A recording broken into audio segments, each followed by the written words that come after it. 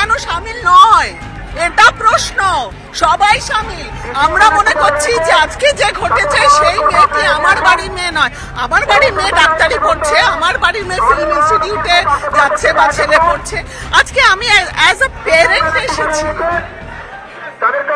অভিনেতা বা film maker বা থিয়েটার কর্মী হিসেবে শুধু নয়, মানুষ হিসেবে পথে সবাইকে নামতে হবে।